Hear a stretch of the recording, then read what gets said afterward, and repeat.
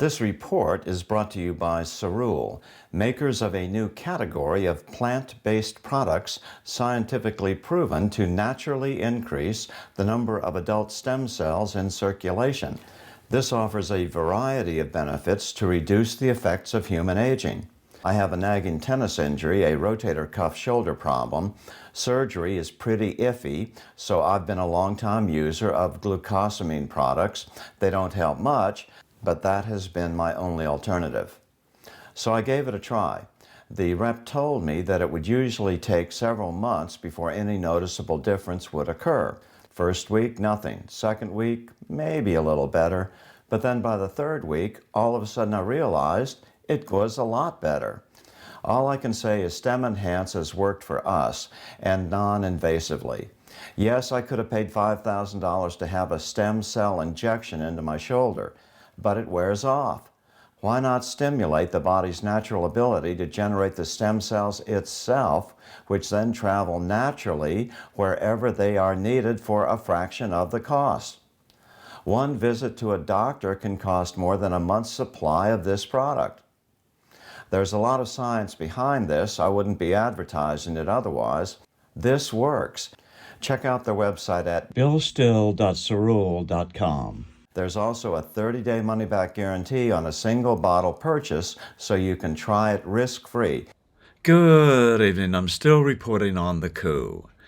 I know of a Russian woman by birth who grew up in the Soviet Union until she was 17. She sees so many negative comparisons between the old Soviet dictatorship style of governance and what we see now under Biden that 2 years ago she felt motivated to put pen to paper and urge Americans to turn this ship of state around. Initially, she was going to do a live interview, but subsequently decided not to do it out of fear of reprisal. So here's Anna's letter to America. A warning to those who crave the perceived socialist utopia. Not many know my story, but here it is. If I can convince only one person to understand my message, I will have done my job.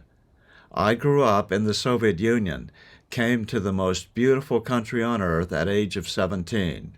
After my father's distant family in America paid off government officials to let me go. I married an American soldier. Life in the Soviet Union was tough. One never knows unless having lived it. There were ration cards and barely enough to stay alive. There was no meat unless you had family in the countryside. There was only one type of car if you were lucky enough to afford one after waiting 7 years. There were no hairdressers, nail salons, restaurants, or malls. Everyone wore the same brown or gray clothes. Every building was dilapidated and brown or gray. There was no shampoo and only one type of soap. All people except the government officials and spies were poor, very poor, and miserable. The worst thing was that half the population worked for the government and spies were everywhere. Anything not praising the government had to be discussed in secret, or you would chance going to a prison or labor camp. People disappeared all the time. We were not allowed to attend church or even speak about God. The government was God.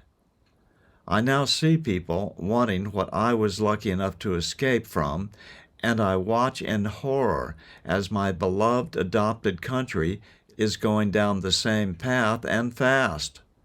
I pray to God every day to save my beloved America from this fate. My husband wasn't buried in Arlington, and my father didn't die penniless to watch me end up in the same situation I came from. I am not going to give up and give in. I would rather die than live under communism again. I pray there will be enough true American patriots to save her. Amen. You are all welcome to share my story. We are still reporting from just outside the citadel of world freedom. Good day.